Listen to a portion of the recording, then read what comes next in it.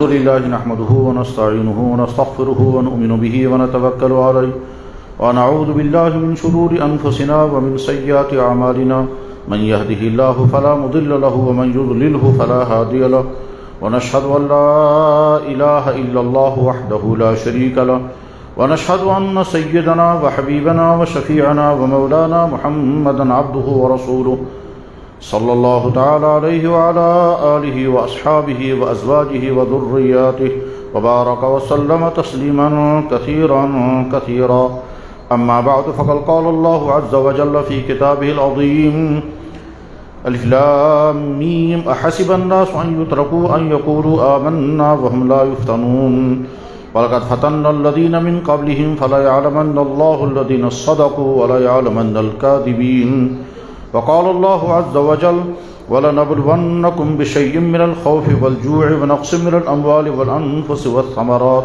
وَبَشِّرِ الصَّابِرِينَ الَّذِينَ إِذَا أَصَابَتْهُم مُّصِيبَةٌ قَالُوا إِنَّا لِلَّهِ وَإِنَّا إِلَيْهِ راجعون وقال الله عز وجل وما أصابكم من مصيبة فبما كسبت أيديكم ويعفو عن كثير صدق الله مولانا العظيم وصدق رسوله النبي الكريم ونحن على ذلك لمن الشاهدين والشاكرين والحمد لله رب العالمين يا رب صل وسلم دائما أبدا على حبيبك خير الخلق كلهم.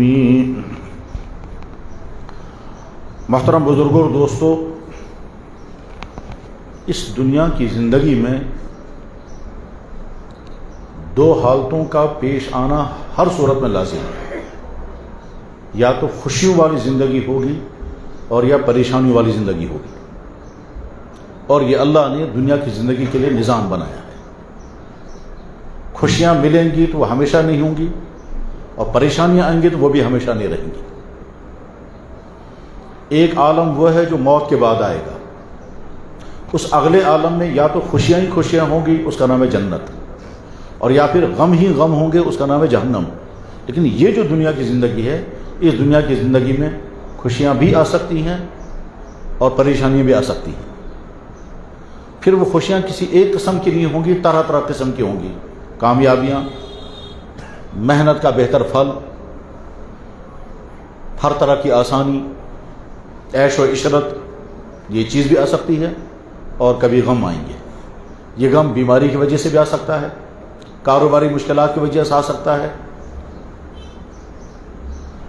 کبھی دوسرے انسانوں کے ذریعے سے بھی پریشانی آ سکتی ہے، کبھی خود کی غلطیوں کی وجہ سے بھی کوئی پریشانی آتی ہیں. غرض ہے کہ خوشیاں اور غم اس دنیا کا لازمی حصہ ہے. اگر کوئی انسان یہ سمجھتا ہے کہ میں دنیا کی زندگی اس طرح گزاروں کہ مجھے کوئی پریشانی آنی ہی نہیں چاہیے، تو ایسا ممکن نہیں. یہ اللہ نے نظام بنا رکھا ہے، اور اس کی سب سے بہترین مثال اس دنیا میں سب سے مقدس ترین جماعت ہے، نبیوں کی جماعت. ان کو بھی مصیبتیں آتی ہیں. ظاہر ہے ان کو جو مصیبتیں آئی ہیں وہ کسی گناہ کی وجہ سے تو ہو ہی نہیں سکتی، کیونکہ وہ گناہوں سے معصوم ہوتے ہیں. نہ اللہ کی ناراضگی کی وجہ سے ان کو کوئی مصیبت آ ہی نہیں سکتی، کیونکہ اللہ ان سے ناراض ہو ہی نہیں سکتا. وجہ اس کی یہ ہے کہ ان کی زندگی میں ناراضگی کا کوئی عمل ہوتا ہی نہیں ہے، لیکن اس کے باوجود ان کو مصیبتیں اور ہر طرح کی مصیبتیں. اور یہ بھی طے ہے کہ دنیا میں انسان جب جرم کرتا ہے، جرم والی زندگی گزارتا ہے، تو اس پر مصیبتیں آتی ہیں. اس کا مطلب یہ ہوا کہ کبھی مصیبتیں آئیں گی باوجود ہے کہ آدمی بہت نیک ہے، اور کبھی مصیبتیں آئیں گی اس وجہ سے کہ آدمی بہت برائیوں میں ہے. تب انسان کے سامنے آپشن یہ ہے ہی نہیں کہ میں مصیبت سے بچ کر زندگی گزاروں،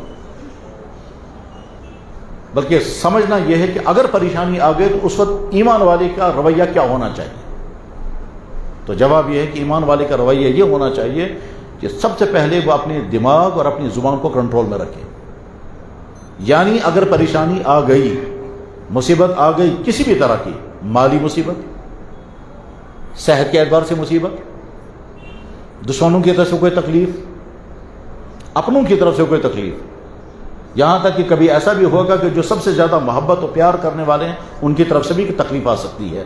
یہ والدین بھی ہو سکتے ہیں، یہ بیوی بچے ہو سکتے ہیں، یہ اپنے سگے بھائی ہو سکتے ہیں، یا اپنے پڑوسی ہو سکتے ہیں جن کے ساتھ ہم نے بہت ہمدردیوں کا معاملہ کیا، ان کی طرف سے بھی کبھی پریشانی آ سکتی ہیں. بہرحال کس کی طرف سے بھی پریشانیاں آئیں، اس میں پہلا کام یہ کرنا ہوتا ہے کہ اللہ کے ذات کے بارے میں انسان کے ذہن میں بدگمانی نہیں آنی چاہیے کہ اللہ نے یہ مصیبت مجھ پر کیوں ڈالی۔ اگر خدا نخواستہ ایسا ہوا تو اس کا مطلب ایک طرف سے مصیبت ہے، دوسری طرف سے ایمان چھن جانے کا خطرہ ہے۔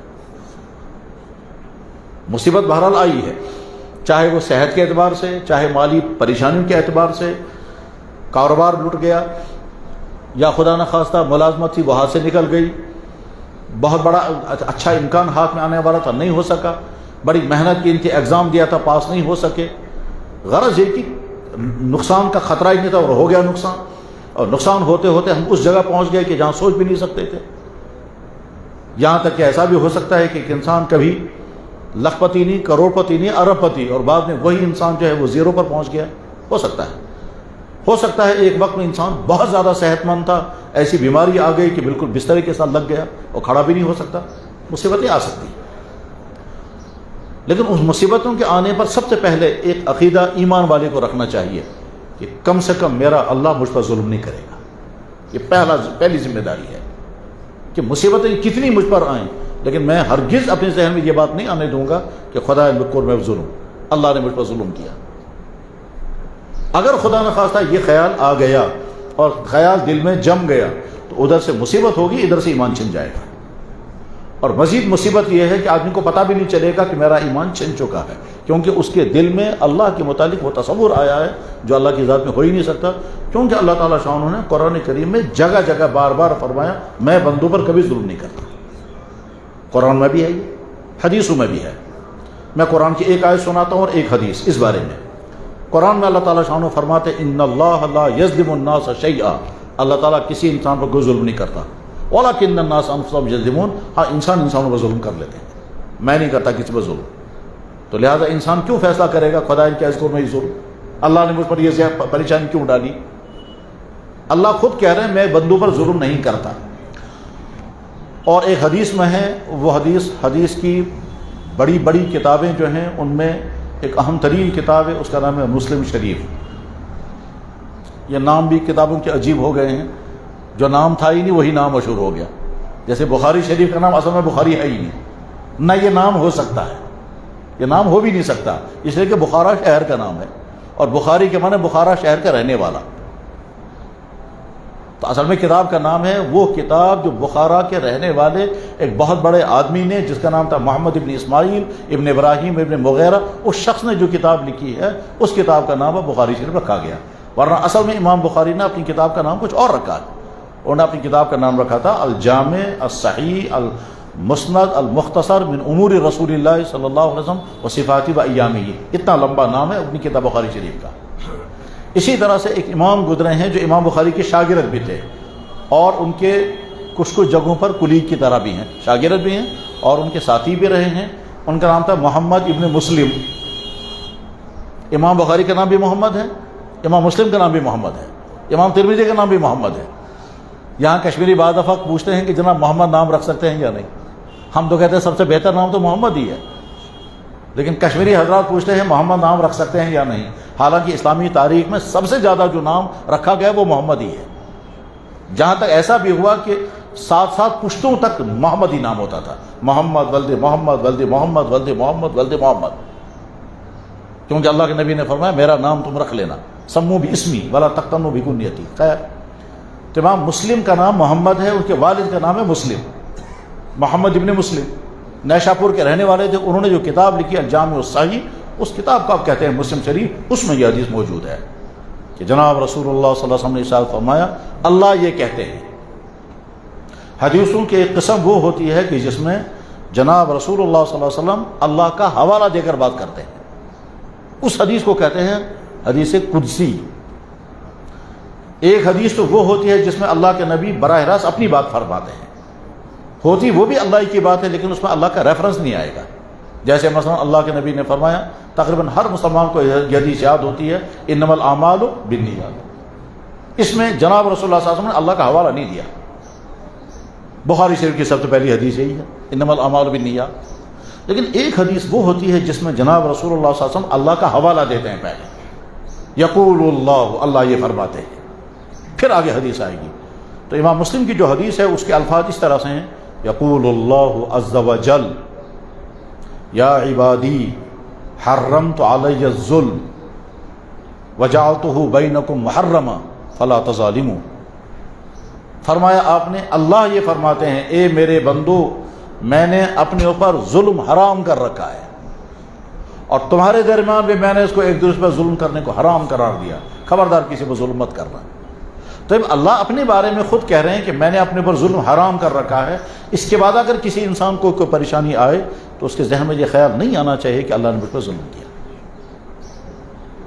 بس یہاں پر آ کر کے دو چیزیں ہم کو اپنانے کا ارادہ کر لینا چاہیے اپنی پوری زندگی۔ اگر خدا نہ خواستہ زندگی میں کبھی کوئی پریشانی آ گئی کسی بھی اعتبار سے، چاہے ہم نیکی کی زندگی گزار رہے ہوں تب پریشانی آئی، یا خدا نہ خواستہ گناہوں کی زندگی گزر رہی ہے تب پریشانی آئی، اس پریشانی کے آنے پر ہم اللہ کے بارے میں نہ اپنے دماغ میں بدزنی لائیں اور نہ اپنی زبان پر بد کلامی کریں۔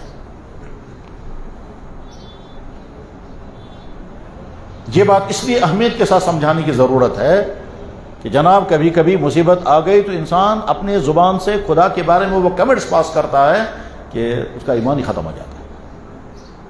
مثلا گھر میں بیماری لمبی ہو گئی، خرچے بہت ہو گئے، لا علاج قسم کی بیماری آ گئی اور لاکھوں روپے خرچ ہو گئے اور آدمی بیمار بھی مر گیا، تو ہو سکتا ہے زبان پھر آئے خدا اللہ نے کیوں یہ مصیبت ڈالی۔ بلکہ کبھی کبھی تو لوگ کہتے ہیں ہم نے خدا کا کیا بگاڑا تھا، کہتے ہیں خدا رحیم ہے، وہ کہاں رحیم ہے، وہ تو ظالم ہے۔ تو اس طرح کے جملے زبان پر نہیں آنے چاہیے، اور یہ امتحان آتا ہے انسان کو کہ میں دیکھتا ہوں اپنے بندے پر مصیبت ڈال کر، میں دیکھتا ہوں میرے بارے میں اس کا تصور کیا رہے گا اور میرے بارے میں اس کی زبان پر کیا جملے آئیں گے۔ پہلا کام تو یہ کرنا، نہ اپنے ذہن کو بدزنی میں مبتلا ہونے دینا ہے اللہ کی ذات کے بارے میں، اور نہ اپنی زبان سے غلط جملے نکالنے۔ مجھے یاد آتا ہے ایک مرتبہ ایک بیمار کی مزاج پرسی کے لیے ہم گئے تو اس کو 4-5 سال سے وہ لگا ہوا تھا آکسیجن۔ تو جب ہم اس کے پاس گئے تو مزاج پرسی کے دوران اس نے کہا میری سمجھ بھی نہیں آتا میں نے خدا کا کیا بگاڑا تھا، اس خدا نے مجھ پر یہ مصیبت کیوں ڈالی، اور ساتھ میں کشمیری زبان میں اس نے جملہ بولا کہ تم خدائن چاہے لوگ نصب نمرس۔ یہ جملہ میں نے پہلی مرتبہ سنا کہ مجھے مصیبت کی لسٹ میں مجھے کیوں داخل کر دیا، پھر سر اوپر کر کے کہتا ہو خدایو میں کیا اس چون چھوٹ۔ اب ظاہر ہے اس کے بعد اس کا ایمان بچا ہوگا یا نہیں بچا ہوگا ہمیں تو فائدہ، لیکن یہ تو پہلا میسیج ہم سب کے لیے یہ ہے کہ اگر زندگی میں کبھی پریشانی مصیبت آ گئی تو اپنے دماغ کو بھی متاثر نہیں ہونا دینا ہے اللہ کی ذات عالی کے بارے میں، اور اپنی زبان سے بھی ایسے جملے نہیں نکلنے چاہیے۔ لیکن جب یہ مصیبت آتی ہے تو انسان کے دل میں آ سکتا ہے خیال، اور یہ جو خیال اچانک آئے گا وہ خطرہ نہیں ہے، اس خیال کو اپنا لینے کے بعد جب آدمی اپنی سوچ اس کو بنا لے گا تب ہے خطرہ۔ ایک ہے اچانک خیال آ گیا، اور ایک ہے سوچ کو اپنا حصہ بنا لیا اور اس نے اپنے عقیدہ بنا لیا کہ ہاں واقعی خدا نے مجھ پر ظلم کیا، واقعی خدا نے مجھ پر زیادتی کی ہے۔ کچھ سال پہلے جب سیلاب آیا تھا تو اسی قریب میں جہاں ہم اس وقت نماز پڑھ رہے ہیں یہیں قریب میں جو سب سے بڑا بازار یہاں قریب میں ہے، ٹھیک ظاہر ہے سب کا نقصان ہوا، تو ایک شخص دکان میں جا کر کے کہتا خدا صاحب کو بھی اپنی مخلوقہ پر قابو نہیں رہا، اس کو چاہیے وہ استعفا دے دے۔ تو اس کے دوست نے مجھ سے کہا کہ اس شخص نے اس طرح سے کہا، اب بتائیے اس کا ایمان کہاں رہا۔ یعنی وہ کہنا اس نے جملہ کیا بولا ہے، گویا پانی پر خدا کا کنٹرول رہا نہیں، اب جب کنٹرول رہا نہیں تو اللہ تعالیٰ شان کو استعفا دینا چاہیے۔ وہ اللہ کا انکار تو نہیں کر رہا ہے لیکن اللہ کے بارے میں وہ جملہ منسوخ کر رہا ہے۔ غرض یہ کہ مصیبت جب خدا نہ خواستہ آ جائے تو اس پر پہلی بات جو ہماری ذمہ داری کی ہے وہ میں نے عرض کر دی۔ دوسری بات، جب مصیبت آئے تو کیا سمجھنا ہے، کیا یہ گناہوں کی سزا ہے؟ جواب ہے ہاں، ہو سکتا ہے گناہوں کی سزا، لیکن کیا ایسا بھی ہو سکتا ہے کہ ہماری زندگی میں گناہ تو ہے نہیں اور اگر گناہ ہے ہم توبہ بھی کر رہے ہیں پھر بھی مصیبت آ گئی؟ کیا ایسا ہو سکتا ہے؟ جواب ہے یقیناً ایسا بھی ہوگا۔ کہ ہماری زندگی میں ایسی کوئی غلطی نہیں ہے جس غلطی کی بنا پر ہم سزا کے مستحق ہوں پھر اس کے بعد مصیبت آ سکتی ہے؟ جواب لازماً آ سکتی ہے۔ اس کو اللہ تعالیٰ شانو قرآن کریم میں فرماتے ہیں احسب الناس ان یترکوا ان یقولوا آمنا وهم لا یفتنون۔ لوگوں نے کیا سمجھ رکھا ہے، وہ کہیں گے ہم مومن ہیں اور اس کے بعد میں آزماؤں گا نہیں، میں طرح طرح کے آزمائشیں ڈالوں گا۔ میں نے پہلے بھی لوگوں کو آزمایا ہے، تم کو بھی آزماؤں گا۔ احسب الناس، کیا لوگوں نے گمان کر رکھا ہے، ان یقولوا آمنا، وہ زبان سے کہیں گے ہم ایمان والے ہیں، وہم لا یفتنون، پھر اس کے بعد کوئی امتحان نہیں آئے گا، کیا سمجھ رکھا ہے۔ وَلَقَدْ فَتَنَّ الَّذِينَ مِن قَبْلِهِمْ، میں نے اس سے پہلے بھی لوگوں کو آزمائشوں میں ڈالا ہے۔ فَلَا يَعْلَمَنَّ اللَّهُ الَّذِينَ صَدَقُوا، اسی سے مجھے پتہ چلے گا تم کچے مومن ہو کہ پکے مومن۔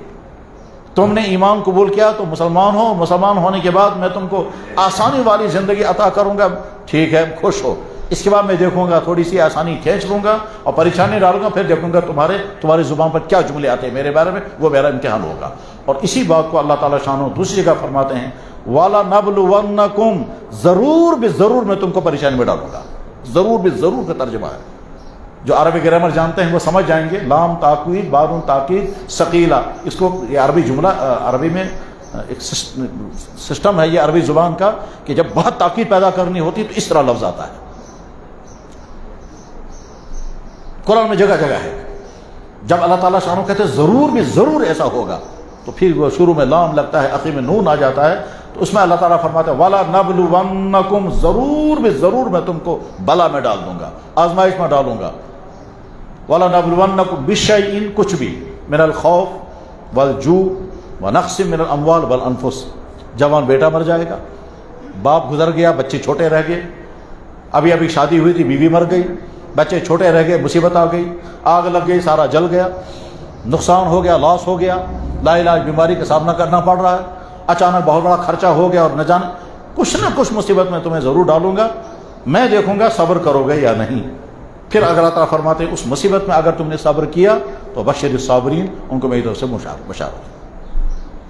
اگر ایک آدمی گناہ کی زندگی سے محفوظ ہے اور ہو جاتا ہے تو فوراً توبہ کر لیتا ہے، اس کے بعد اگر مصیبت آ گئی تو اس مصیبت آنے پر اس کو سمجھ جانا چاہیے اللہ مجھے آزما رہے ہیں، یہ اللہ مجھے آزما رہے ہیں، آزمانے میں مجھے اپنے آپ کو پاس کرنا ہے، مجھے اپنے آپ کو نہ اللہ سے بدظن مجھے اپنے آپ کو کرنا ہے، اور نہ اللہ کے متعلق زبان سے غلط جملے بولنے ہیں، کیونکہ قرآن میں جگہ جگہ اللہ تعالیٰ فرماتا ہے میں تمہیں آزماؤں گا، اور اس آزمانے کی تفصیل اگر سمجھنی ہو تو پھر نبیوں کی ساری زندگی دیکھی جائے، اور سارے نبیوں کی نہیں تو کم سے کم جناب رسول اکرم صلی اللہ علیہ وسلم کی زندگی تو ہم سب کے سامنے ہے کہ مصیبت کی کوئی بھی قسم ایسی نہیں ہے جو آپ پر نہ آئی ہو، کوئی بھی قسم نہیں۔ فاقے وہ بھی لگے ہیں، چوٹیں بھی لگی ہیں، دشمنوں کے ہاتھوں سے بھی چوٹ لگی، اپنے ہاتھ سے بھی گر گئے، خود بھی چوٹ لگ گئی۔ حدیثوں میں آتا ہے کہ ایک مرتبہ جناب رسول اللہ صلی اللہ علیہ وسلم گھوڑے پر مدینہ شریف کے سارے شہر کا راؤنڈ لگا رہے تھے، بخاری میں حدیث ہے۔ پھر وہ ایک باغ کے اندر سے گزرے ہیں یہ دیکھنے کے لیے کہ اس باغ میں کوئی پریشانی تو نہیں ہے، وہ کچھ افواہ پھیل گئی تھی کہ مدینہ شریف میں کچھ حالات ناسازگار ہیں یا کچھ پریشانیوں کے حالات ہیں، تو اللہ کے نبی علیہ السلام نے فرمایا میں خود سارے مدینے کو چیک کروں گا، تو آپ نے گھوڑا منگوایا، ابو طلحہ انصاری کا، گھوڑے پر سوار ہوئے، پورے مدینے کے ہر محلے کے گلی میں جا کر چیک کیا، کہیں کچھ نہیں، پھر ساتھ میں فرمایا یہ باغ ہے اس میں بھی دیکھ لیتا ہوں، چاہے وہ گھوڑا جو ہے وہ دوڑا اور آگے چل کر کے آپ کا یہ سارا حصہ درخت کے ساتھ ٹکرا گیا اور ٹکرا کر کے نیچے گر گئے، اور یہاں سے لے کر یہاں تک سارا زخمی ہو گیا، اور 1 مہینے تک بیٹھ کر حضور نے نماز پڑھی اور مسجد میں بھی نہیں آ سکے، تو چوٹ لگی ہے۔ دشمنوں نے جادو بھی کیا، دشمن عورت نے زہر بھی کھلایا، اس زہر کا اثر بھی حضور پر ہوا، بخاری میں ہی حدیث ہے۔ جناب رسول اللہ صلی اللہ علیہ وسلم فرماتے ہیں اخیر عمر میں جب آپ دنیا سے رخصت ہونے والے تھے اور بیماری کی حالت میں تھے تو اس وقت حضرت عائشہ سے فرمایا عائشہ وہ جو مجھے زہر دیا گیا تھا خیبر میں، اس زہر کا اثر میں اس وقت محسوس کر رہا ہوں۔ پھر آپ نے فرمایا انہو قطع ابہری، مجھے ایسا لگتا ہے جیسے میری ابہر کٹ گئی ہے، اس کو میں آج کی زبان میں اگر کہوں گا تو جیسے یوں کوئی آدمی کہے گا وہ جو اس دن مجھے زہر دیا گیا تھا مجھے ایسا لگتا ہے کہ میرا فوڈ پائپ میں چھید ہو گیا ہے۔ تو پریشانی تو آئی، بلکہ اللہ کے نبی نے خود ہی فرمایا لقد اخفیت فی اللہ وما اخفی احد مثلی ولقد اوذیت فی اللہ وما اوذی احد مثلی، جتنی مجھے اذیتیں پہنچائی گئی، جتنا مجھے پریشان کیا گیا، جتنا مجھے دکھ اور رنج پہنچایا گیا، اس دنیا میں کسی کو نہیں پہنچایا گیا۔ تو ایمان والا کیسے سمجھے گا کہ صاحب مجھے کوئی مصیبت آ ہی نہیں سکتی؟ اگر حالت بہت اچھی ہے، کوئی گناہ کی زندگی نہیں ہے، اور اگر گناہ ہو جاتا ہے اور آدمی فوراً توبہ کر لے تو ندامت کی حالت ہے. اس کے بعد اگر پریشانی آ رہی ہے تو امکان اس بات کا ہے، اور کبھی امکان اس بات کا ہے کہ یہ آپ کو سزا نہیں ہے، یہ ہمیں سزا نہیں ہے، بلکہ اللہ تعالیٰ ازمائش میں ڈال رہے ہیں. ایک جگہ اللہ تعالیٰ شان فرماتے ہیں فَأَمَّا الْإِنسَانُ إِذَا مَا ابْتَلَاهُ رَبُّهُ فَأَكْرَمَهُ وَنَعَّمَهُ، میں کبھی انسان کو آزماتا ہوں اور آزمانے کے لیے میں سسٹم بناتا ہوں، اس کو میں خوش کروں گا، سب کچھ دوں گا، پھر میں دیکھوں گا یہ کیا کرے گا. وَأَمَّا إِذَا مَا ابْتَلَاهُ فَقَدَرَ عَلَيْهِ رِزْقَهُ، اور میں کبھی آزمانے کا ارادہ کرتا ہوں تو سارا چھین لیتا ہوں، زندگی تنگ کر دیتا ہوں. اس تنگ زندگی کے بعد میں دیکھنا چاہتا ہوں اب کیا کرے گا یہ. تو کبھی تو مصیبت آئے گی، اور مصیبت کی یہ والی قسم ہوگی. کبھی مصیبت آئے گی، وہ مصیبت نعمت ہوتی ہے مگر شکل ہے وہ شکل میں ہوتی ہے مصیبت کی. کبھی مصیبت آئے گی، وہ مصیبت ہوگی نعمت مگر وہ شکل میں آئے گی مصیبت کے، اور آدمی سمجھ نہیں پائے گا اس کو یہ مجھے نعمت مل رہی ہے، بعد میں پتہ چلتا ہے یہ بہت بڑی مہربانی تھی. اس کی ہزاروں مثالیں ہیں کہ انسان کو مصیبت آئی، اس وقت انسان کو اس کو مصیبت ہی سمجھا، لیکن آگے چل کر کے پتہ چلا کہ اس مصیبت کی وجہ سے اس بڑی مصیبت سے بچ گیا. اس کے ہزاروں واقعات ہیں بے شمار. ایک شخص کو نکسیر آ گئی تو بہت پریشان ہوا. اس کے بعد جب ڈاکٹر کے پاس گیا تو ڈاکٹر نے اچھی طرح سے چیک اپ کیا، کہنے لگے آپ شکر پڑھیں. تو اسے کہا کہ مجھے نکسیر آ گیا اور آپ کی شکر کیوں کہ کہنے لگے اگر یہ نکسیر نہ آتی تو تمہارے برین ہیمریج ہو رہے، اگر دماغ کی رگ پھٹ جاتی تو پھر جو انجام ہوتا وہ خطرناک ہے، بمقابلے اس کے کہ ناک سے خون گر رہا ہے، یہ کوئی پریشانی نہیں. تو اس شخص نے کہا چلو پھر شکر آپ کے کہنے سے. اب پتہ چلا یہ جو نکسیر آئی یہ مصیبت تو ہے، لیکن اصل میں بڑی مصیبت سے اللہ نے بچا لیا. ظاہر ہے نہ ناک کی رگ اس نے کھٹ پاڑی، ناک کی رگ بند رہتی، دماغ کی رگ پھٹ جاتی، دماغ میں خون بھر جاتا، اور سب جانتے ہیں اس کا نتیجہ کیا نکلتا ہے.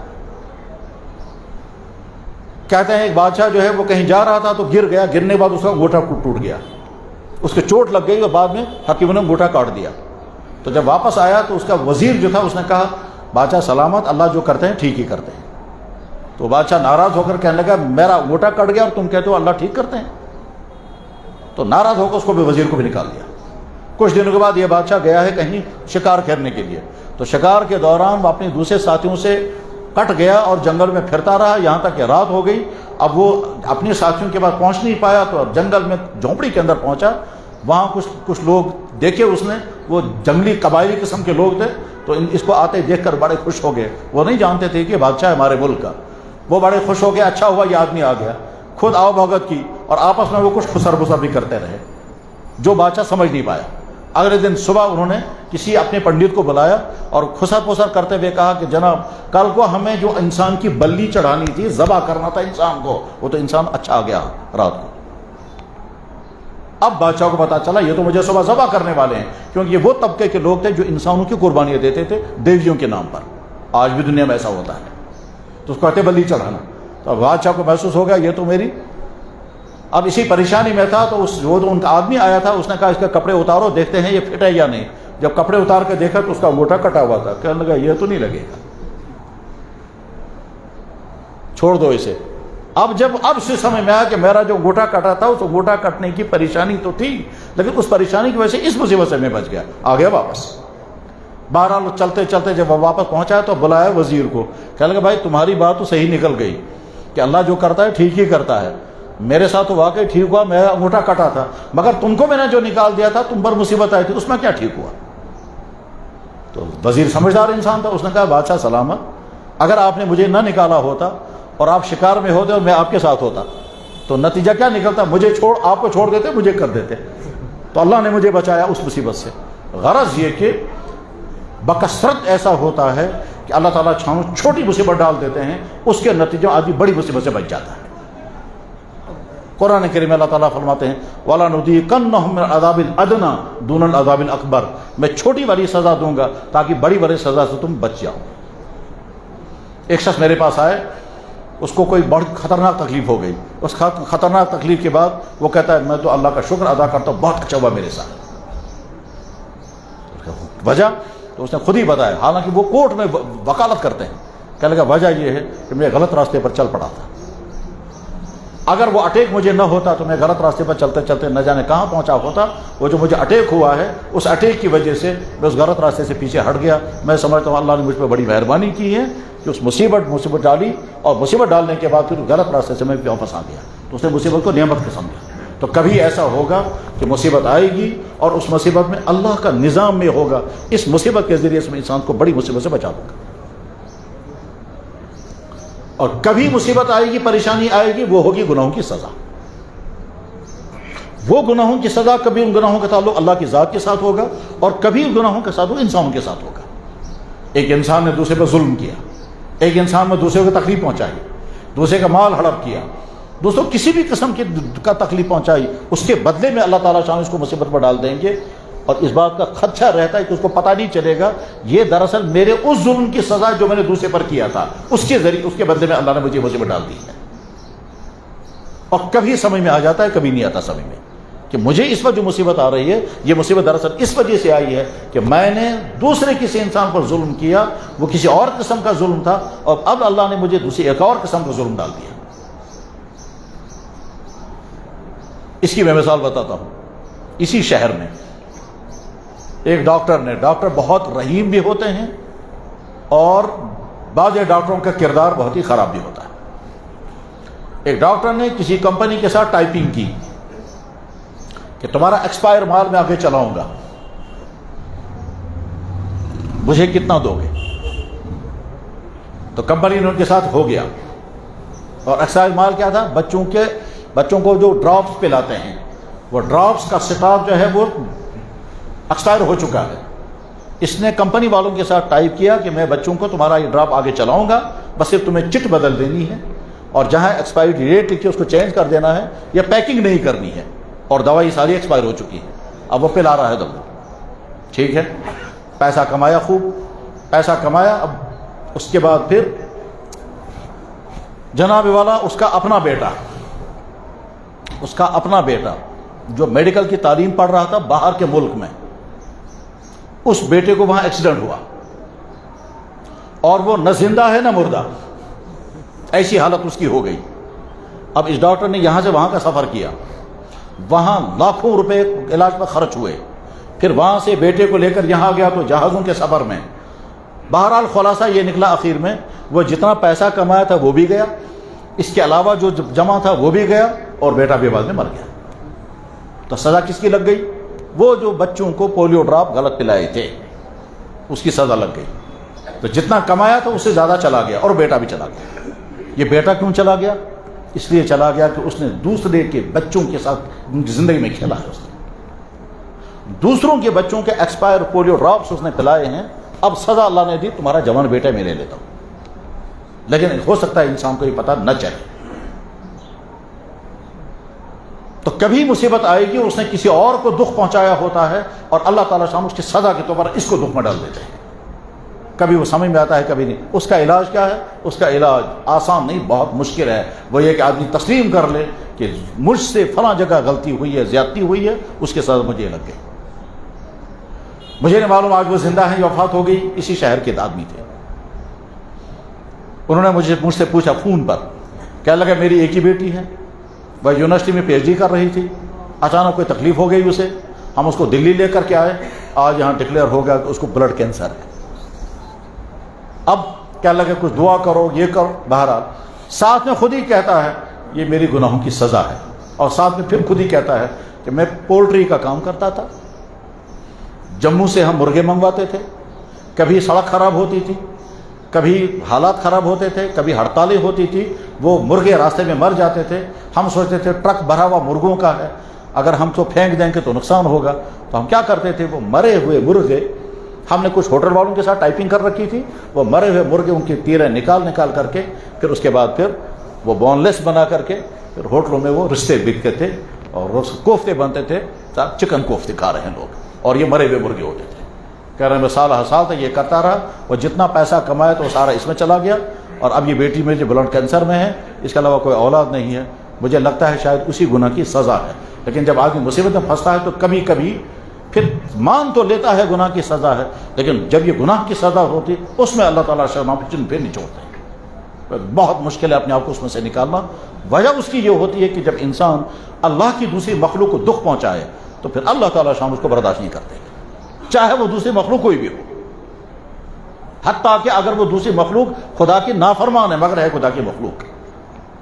جناب رسول اللہ صلی اللہ علیہ وسلم نے ارشاد فرمایا اتقی دعوت المظلوم, جس پر تم ظلم کر رہے ہو اس کی جو آہ نکل رہی اسے بچو, وہ چاہے زبان سے کچھ نہ کہے, وہ آہ جب نکل جائے اس سے بچو. اتقی دعوت المظلوم فإنہ لیس بین اللہ وبینہ حجاب, اس کے اور اللہ کے درمیان کوئی بیچ میں رکاوٹ ہے ہی نہیں. وہ آہ نکالتا ہے تو اللہ تعالیٰ فوراً اس کا فیصلہ کرتے ہیں, اب میں دیکھتا ہوں جس نے تم پر یہ ظلم کیا میں اس کے ساتھ کیا کروں گا. اور اس میں اللہ یہ بھی نہیں دیکھتے ہیں کہ جس پر ظلم کیا ہے وہ میرا نافرمان نہیں, میرا انکار کرنے والا کافر ہے اور ظلم کرنے والا ایمان والا ہے, تو اللہ تعالیٰ فوراً سزا دیتے ہیں. اب وہ فوراً سزا دیں گے, کس شکل میں وہ سزا آئے گی وہ نہیں معلوم, لیکن آ سکتی ہے. تو کبھی مصیبت آئے گی ایمان اور صالح زندگی کی موجودگی میں, وہ اللہ کی طرف سے آزمائش ہوگی, وہ سزا نہیں ہوگی. کبھی مصیبت آئے گی, وہ مصیبت مقصد ہوگا بڑی باری مصیبت سے بچانا, تو اس مصیبت چھوٹے آئے گی. اور کبھی مصیبت آئے گی وہ انسان کی خود کی غلطیاں ہوتی ہیں, اس خود کی غلطیوں کی وجہ سے اللہ تعالیٰ کوئی سزا ڈال دیتے ہیں, اس سزا کے بعد اس سزا کو انسان بھگتتا رہے گا. اس سے نکلنے کے لیے ایک ہی راستہ ہے, وہ یہ کہ اللہ سے اتنی معافیاں مانگی جائیں, اتنا استغفار کیا جائے کہ اللہ تعالیٰ شان کو رحم آ جائے. اور اس کے لیے اللہ تعالیٰ شان قرآن کریم میں جگہ جگہ فرماتے ہیں مایوس مجھ سے مت ہونا, میں معاف کرنے کے لیے تیار ہوں. مایوس مجھ سے نہیں ہونا, میں معاف کرنے کے لیے تیار ہوں, بشرطے کہ تم اپنی غلطی کو اور اگر تم نے کسی اور پر ظلم کیا ہے تو ظلم کی تلافی کرنی ہوگی. ایسا نہیں ہے کہ ایک انسان نے دوسرے انسان پر تو ظلم کیا, اب اللہ تعالیٰ سے یا اللہ مجھے معاف کر دیجئے, مگر اس پر ظلم جو ہوا ہے, دوسرے کا مال ہڑپ کیا, دوسرے کو نقصان کیا, دوسرے کو غلط کیس میں پھنسایا, دوسرے کے خلاف غلط جھوٹی گواہی دی, تو دوسرے کو مصیبت میں پھنسا کر کے کہیں سے کہیں پہنچایا, اور یہاں ہم اللہ سے معافی مانگیں گے اس میں معافی ملنے والی نہیں ہے, کیونکہ اللہ کا انصاف ہے.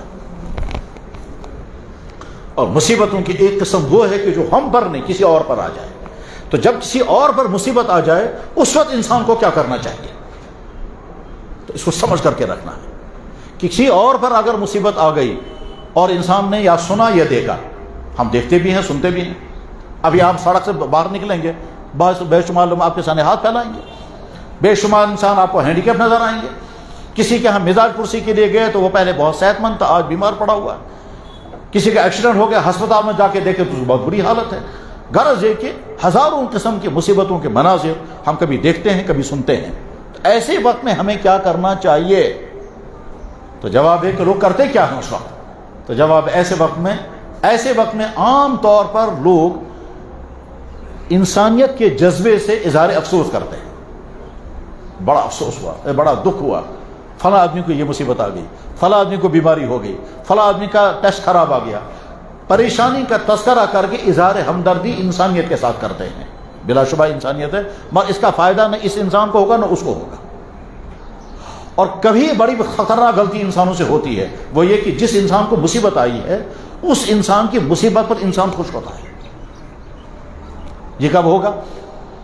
جس انسان پر پریشانی مصیبت آئی ہے اور اس نے ہم کو اس سے پہلے کوئی دکھ پہنچایا ہے, اس نے ہم کو کوئی تکلیف پہنچائی ہے, تو اس بات کا خطرہ ہے کہ ہمارے دل میں خوشی آ جائے گی اس تکلیف کی وجہ سے جو اس نے ہم کو پہنچائی ہے, اور اب اس کو مصیبت آئے گی تو ہمارے دل میں خوشی ہوگی. مثلا ہمارا پڑوسی ہے, ہمارا رشتہ دار ہے, ہمارا کولیگ ہے, کوئی افسر ہے, کوئی چھوٹا ہے یا بڑا ہے, کلاس فیلو ہے, کوئی بھی ہے, جس نے ہمیں دکھ پہنچایا, جس نے ہمیں تکلیف پہنچائی, جو ہمیں ستاتا رہا, جس کی وجہ سے ہمیں بہت کچھ جھیلنا پڑا اور ہم کچھ نہ کر سکے اس وجہ سے کہ ہمارے پاس وسائل نہیں تھے کچھ کرنے کے, یا ہم کمزور تھے, یا ہم شریف تھے, شرافت کی بنا پر ہم اس کے ظلم کا جواب نہیں دے پائے, کمزور ہونے کی وجہ سے ہم اس کے جواب میں کچھ نہ کر سکے, وسائل ہمارے پاس نہیں تھے, ہم نچلے درجے کے انسان تھے, ہم کچھ نہ کر سکے, اور اس کے بعد سورسز تھے, پاور تھا, طاقت تھی, پیسہ تھا, دبدبا تھا, عہدہ تھا, کچھ تھا, جس کی وجہ سے وہ ہمیں دکھ پر دکھ پہنچاتا رہا, ہم کچھ نہ کر سکے. اس بیچ میں اگر ہم نے سنا اس کو مصیبت آ گئی تو خطرہ اس بات کا ہے کہ ہمارے دل میں خوشی آئے گی, اور اس کا کیا ذہن میں آتا ہے, بہت اچھا ہوا اس میں, ہم پر جو ظلم کیا اسی ظلم کی وجہ سے تو مصیبت آ گئی. بلکہ کشمیری لوگ کہتے ہیں میونی اشپر گوسود, میونی آہ بدلو گس, میری آہ لگ گئی اور دیکھو کس بات میں پہنچ گیا. مثلا فرض کیجئے جس آدمی نے ہم کو بہت ستایا ہے, اس کے بارے میں ہم نے سنا جناب آگ لگ گئی، ساری دکان جل کر خاک ہو گئی، کچھ بھی نہیں بچا. مکان میں آگ لگی، سارا کچھ جل گیا، کچھ بھی نہیں بچا. جوان بیٹا مر گیا، کینسر ہو گیا، کووڈ کا شکار ہو گیا، ڈاکٹروں نے لا علاج کر دیا. کچھ بھی جسمانی کسی اعتبار سے کسی مصیبت کا حال ہم نے سنا تو چونکہ اس نے ہم کو دکھ پہنچایا، اس دکھ پہنچانے کا نتیجہ یہ نکل سکتا ہے کہ ہمارے دل میں خوشی آ گئی تو اصل کیوں کو نسخہ ہے. بہت اچھا ہوا اس کے ساتھ، ایسا ہی ہونا چاہیے تھا. یہ والی حالت لگتا ہے یہ صحیح ہے، مگر یہ صحیح نہیں، یہ خطرناک حالت ہے. وہ خطرناک حالت یہ ہے کہ اگر کسی انسان کو دکھ پہنچے، تکلیف آئے، چاہے اس نے ہم پر ظلم کیا ہو، مگر ہمیں خوش نہیں ہونا چاہیے. اس لیے خوش نہیں ہونا چاہیے کہ اللہ تعالیٰ شان کی طرف سے جواب آ سکتا ہے، میرے بندے تو بھی میرا بندہ ہے، وہ بھی میرا بندہ ہے. وہ اگر گنہگار ہے تو بھی کون سا پارسا اور نبیوں کی طرح معصوم ہے، تو اس سے بھی غلطیاں ہوئی، اس نے بھی غلطیاں ہوئی. اس کو اگر میں نے مصیبت ڈالی ہے، تجھے خوش نہیں ہونا چاہیے تھا. اب اگر تو خوش ہو گیا اس کی مصیبت پر تو میں فیصلہ کر سکتا ہوں اس کو مصیبت سے نکالوں گا تو تجھے بچاؤں گا. چنانچہ بے شمار انسانوں کو مصیبتیں آتی ہیں اس وجہ سے کہ اس طرح کی مصیبت دوسرے کو آئی تھی، اس پر اس نے خوشی محسوس کی تھی، اس خوشی کی سزا کے طور پر اللہ تعالیٰ کہتے ہیں اس کو بھی مصیبت ڈالو. اس کے ہزاروں واقعات ہیں. کیا ہم نے دوسرے کے متعلق کوئی چیز دیکھی؟ یا تو ہمارے اندر کبر آ گیا، کیا دیکھو اس کو کیا ہو گیا، ہمارے اندر مجھے نہیں آئی، اس کو یہ مصیبت ہے، دیکھا مجھے نہیں آئی. یہ جو کبر آ گیا، بڑائی آ گئی، اس کو مصیبت زدہ کو حقارت کے ساتھ دیکھا اور اپنے آپ کے اندر کبر پیدا ہو گیا، میرے اندر یہ نہیں ہے. ٹھیک، تو اللہ تعالیٰ شانو کبھی کبر کو توڑ دینے کے لیے وہی مصیبت ڈالتے ہیں. مجھے یاد ہے ایک دفعہ ایک صاحب نے مجھے کہا، کہنے لگا جی میں ایک بیمار کی خبر پرسی کے لیے گیا تو میں نے بیمار سے پوچھا کیا حال ہے. اس نے کہا طبیعت ٹھیک نہیں ہے، مگر ایک بات کی بڑی پریشانی ہے، میرا پیشاب قابو میں نہیں ہے، اور جب تیز پیشاب آ جاتا ہے تو میں جب تک بیڈ سے باتھ روم تک پہنچتا ہوں تب تک سارا جو میٹنگ وہ ساری پیشاب میں خراب ہو چکی ہوتی ہے. تب میرے کمرے میں نماز بھی نہیں کوئی پڑھ سکتا، پیشاب میرا کنٹرول میں نہیں ہے. یہ شخص کہتا ہے کہ مجھے اقدم خیال آیا، میری حالت یہ ہے کہ میں 10 گھنٹے پیشاب روک سکتا ہوں، حالانکہ میں اور یہ دونوں کلیگ رہے ہیں. اس کی حالت یہ ہے کہ پیشاب 5 منٹ کنٹرول نہیں ہو رہا ہے، اور میری حالت ہے کہ میں 10 گھنٹے تک پیشاب کنٹرول کر رہا ہوں. کہتا ہے وہ جو میرے دل میں کبر آیا اور فخر آیا، اس کے بعد کچھ سال گزر گئے، وہ تو مر گئے، کچھ سال گزر گئے تو مجھے بھی وہی بیماری ہو گئی. اب مجھے سمجھ میں آیا اس دن اگر میں نے شکر پڑا ہوتا کہ یا اللہ میں شکر گزار ہوں، اس میرے کلی کی حالت یہ ہے اور میری حالت یہ نہیں ہے، میں شکر گزار ہوں، تو شاید یہ مصیبت مجھ پر نہ آتی. کہتے ہیں اب میری حالت یہ ہے کہ میں مسجد میں بھی نہیں جا سکتا ہوں، اس لیے نہیں جا سکتا ہوں، ڈرتا ہوں میں مسجد جاؤں گا پیشاب کے قطرے نکل جائیں گے، مسجد ناپاک ہو جائے گی. اور یہ سارا کب سنا رہے تھے؟ کہتا ہے جی میں عمرہ کرنے کے لیے جانا چاہتا ہوں تو اجازت ہے مجھے جانے کی. میں نے کہا اجازت پوچھنے کی کیا بات ہے اس میں؟ کیا لگا مجھے یہ پریشانی ہے کہ پیشاب کنٹرول ہی نہیں ہے، ہر وقت پیشاب کے قطرے گرتے رہتے ہیں. وہ کنٹرول کا سارا سسٹم بیٹھ چکا ہے اس کا. لہذا جب کسی دوسرے انسان کو کوئی مصیبت آئے تو اس وقت ہرگز ہمارے دل میں خیال نہیں آنا چاہیے کہ صاحب میں کچھ ہوں اس لیے مجھے نہیں آئی، یہ کچھ خراب ہوگا اس لیے آ گئی. اور خوشی کا اظہار نہ دل میں آنا چاہیے نہ زبان پر ہونا چاہیے. اور خوشی کا خطرہ اس وقت ہے کہ جب اس نے ہم کو تکلیف پہنچائی ہو، اس وقت خوشی کا خطرہ ہے. سیدھی بات ہے، جب کسی پڑوسی نے، کسی کلیگ نے، کسی دکاندار نے، کسی افسر نے، کسی ڈپارٹمنٹ کے آدمی نے ہم کو بہت دکھ پہنچایا ہو اور ہم بہت دکھی ہوں اور اس کی نفرت ہمارے دل میں ہے، ہم کچھ کر نہیں سکے. اب جب اس کو مصیبت آئے گی تو کبھی ترین امکان ہے کہ ہمارے دل میں خوشی آئے گی، اچھا ہو گیا، خیال آئے گا بہت اچھا ہوا، بہت بہتر ہوا، یہ اسی کے لائق تھا، بلکہ انفت اللہ کو ساسوں میں سزا. یہ خیالات آئیں گے، اس پر خطرہ اس بات کا ہے کہ اللہ تعالیٰ شانو اس کو اس مصیبت سے نکال دیں گے اور اس کو مصیبت میں پھنسا دیں گے، اسی مصیبت میں یا اسی جیسی کسی مصیبت میں. ایسے وقت میں کیا کرنا چاہیے؟ اپنے دل پر پتھر رکھ کر پھر کہنا چاہیے یا اللہ جس آدمی کے بارے میں میں نے سنا اسے مصیبت آئی ہے، اس نے مجھ پر بہت ظلم کیے اور یہ آپ کو بھی معلوم ہے، بلکہ ہو سکتا ہے ان ظلموں کی وجہ سے آپ نے اس کو مصیبت میں پھنسایا، مگر یا اللہ میں خوش نہیں ہوں، میں شکر گزار ہوں آپ نے مجھے اس طرح کی مصیبت سے بچائے رکھا، درخواست کرتا ہوں اس کو اس مصیبت سے نکال دیجیے. جو ہی بندہ یہ کہتا ہے تو اللہ تعالیٰ شام کی طرف سے جواب آ سکتا ہے، میرے بندے میں نے جو اس کو سزا دی تھی وہ اسی لیے دی تھی سزا کیونکہ اس نے تم پر ظلم کیا تھا، لیکن اس کے باوجود تو اگر اس کے لیے رحم مانگ رہا ہے، اس کو میں رحم کروں گا یا نہیں کروں گا میرا فیصلہ الگ ہے، لیکن تجھ پر رحم ضرور کروں گا۔ یہ ہے وہ اونچا ترین معیار اخلاق جو ہم کو سکھایا جناب رسول اکرم صلی اللہ علیہ وسلم، کہ جو ہم پر ظلم کرے اس کے لیے بھی تم دعائے خیری کرو۔ اور اس کا نتیجہ کیا نکلے گا کہ اللہ تعالیٰ جواب میں فرمائیں گے تو نے اس حال میں بھی اس کے لیے خیر مانگا ہے، جبکہ موقع تیرے لیے یہ کہنے کا تھا یا اللہ اصل کیوں کرتا، یا اللہ بہت اچھا کیا اس کو، دیکھنا میرے ساتھ اس نے کیا کیا ہے، بلکہ اس کے علاوہ اور بھی کرنا اس کے ساتھ۔ تو اے میرے بندے، اس حال میں بھی تو نے اس کے لیے خیر اور رحم مانگا ہے، اس کا رحم کروں گا یا نہیں کروں گا وہ میرا اپنا فیصلہ ہے، بلکہ ہو سکتا ہے رحم نہیں کروں گا کیونکہ اس نے تجھ پہ بہت ظلم کیے ہیں، لیکن تو نے اس حال میں بھی اس کے لیے رحم مانگا ہے تو تجھ پر تو ضرور رحم کروں گا۔ کیا رحم کروں گا؟ کم سے کم اس مصیبت میں تجھے زندگی میں کبھی نہیں پھنسنے دوں گا۔ یہ ساری چیز سمجھائی جناب رسول اکرم صاحب نے ایک دعا کے ذریعے سے کہ جب تم کسی انسان کو مصیبت میں مبتلا دیکھو یا تم نے کسی انسان کے بارے میں سنا اس کو فلانی مصیبت آ گئی تو فوراً یہ کہنا یا اللہ میں شکر گزار ہوں آپ نے مجھے آج تک اس مصیبت سے بچائے رکھا، یا اللہ جس آدمی کے بارے میں نے سنا یہ چیز کے بارے میں نے دیکھا اس پر رحم فرما دیں اور آئندہ مجھے بچا کر کے رکھ لیں۔ بس یہ 3 جملے کہنے چاہیے میرے بھائیوں، یہ روٹین بنا لیں کہ جب بھی کسی کو، اور ہم سب صبح سے لے کر شام تک جیسے خوشیوں کے بہت سارے واقعات سنیں گے اور دیکھیں گے، ایسے غموں کے بہت سارے واقعات دیکھیں گے اور سنیں گے دوسروں کے، اور یہ زندگی کا لازمی حصہ ہے کہ انسانوں کو سننے کو بھی ملے گا اور دیکھنے کو بھی ملے گا، اپنوں میں بھی ملے گا غیروں میں بھی ملے گا۔ فلانے ملک میں زلزلہ آ گیا اتنے لوگ مر گئے، ہم کریں گے ہائے ہائے ہائے، ٹھیک ہے ہائے ہائے، اس ہائے ہائے کرنے سے نہ ان کو کوئی فائدہ نہ ہم کو۔ اب بتا اس کے ساتھ یہ کہیے یا اللہ وہ جس مصیبت میں ہیں ہم اگر اس سے محفوظ ہیں تو آپ کا شکر ہے، وہ جس مصیبت میں ہیں ان مصیبت سے ان کو نکال دیجئے۔ ٹھیک، یہ بڑے پیمانے پر ہے، اور چھوٹے پیمانے پر ہم نے سنا فلاں آدمی ہمارا جاننے والا وہ امریکہ میں ہے، ابھی صبح مجھے ایک صاحب بتا رہے تھے جی ہمارا وہ فلاں آدمی وہ امریکہ میں ہے، اب بہت خوش کی زندگی گزار رہا تھا، بڑی لگژری لائف گزر رہی تھی، اور اچانک پتہ چل گیا کہ اس کو بون میرو کے اندر کینسر ہے۔ صاحب کہنے لگے وہاں ڈاکٹر کہتا ہے کہ کوئی 2.5 کروڑ روپے یہ کتنا خرچہ ہوگا، اب ہمیں یہاں کی ساری پراپرٹی بیچنی ہے، اس کے بعد اس کا علاج ہوگا، ساتھ میں ڈاکٹر یہ کہتے ہیں کہ کوئی گارنٹی نہیں علاج کامیاب ہوگا یا نہیں ہوگا۔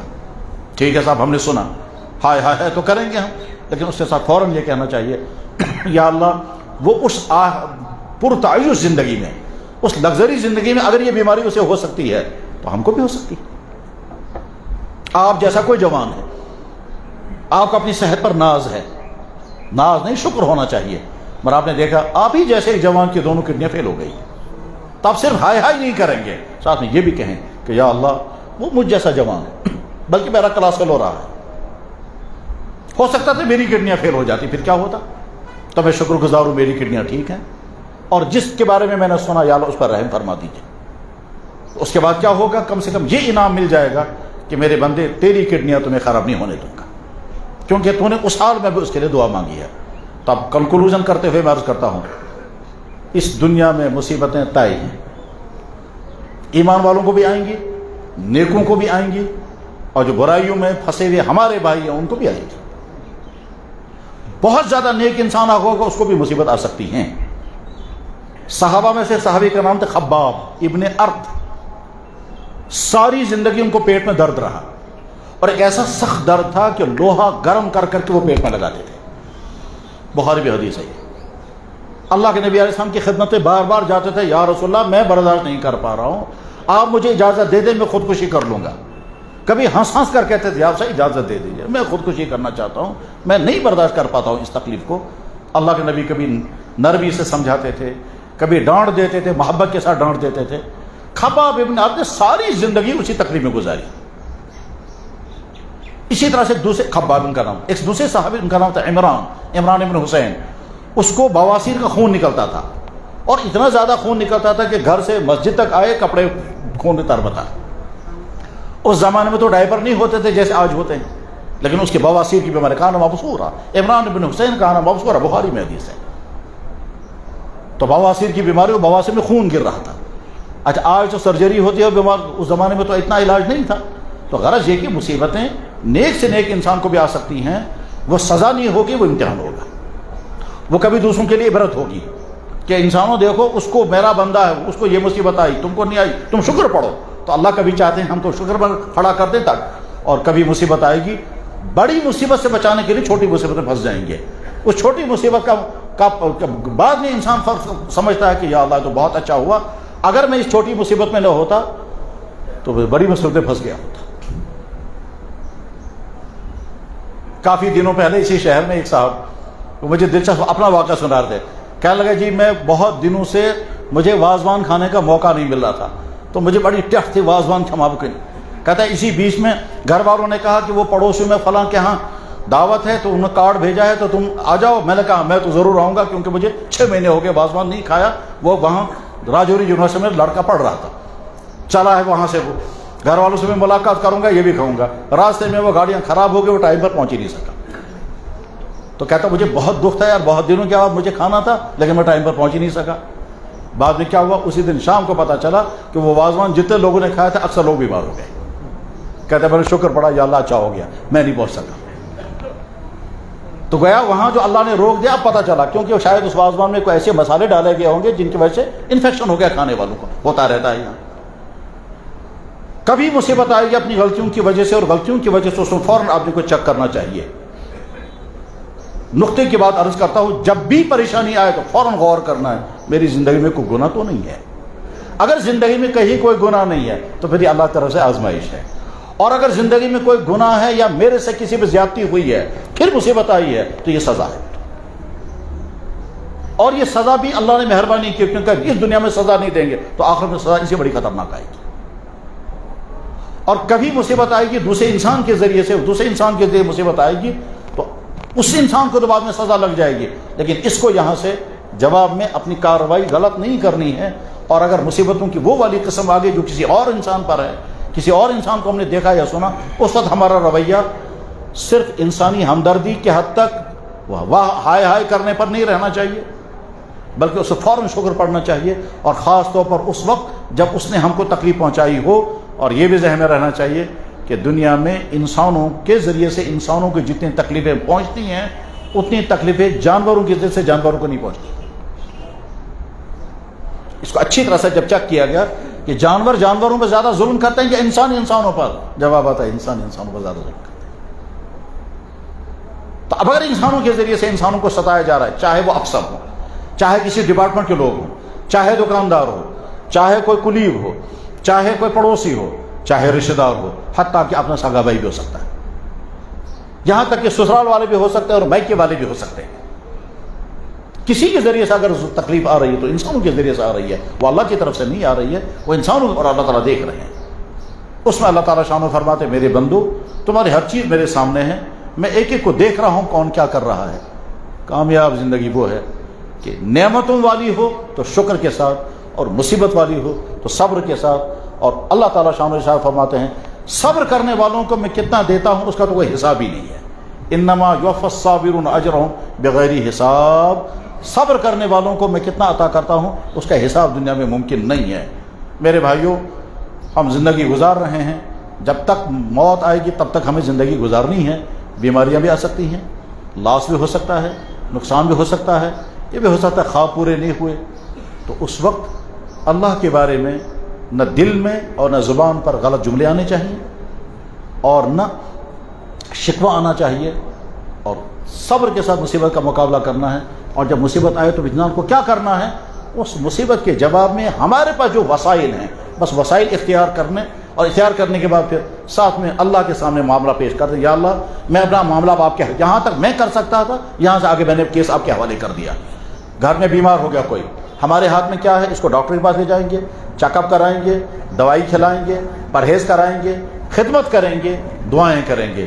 اس کے بعد شفا نصیب ہوگی تو آئے گی، شفا نصیب نہیں ہوگی اور اللہ کا فیصلہ ہوگا تو روانہ ہونا ہے، اس کے لیے ذہن تیار رہنا چاہیے. وآخر دعوانا ان الحمد للہ رب العالمین برحمتک یا ارحم الراحمین.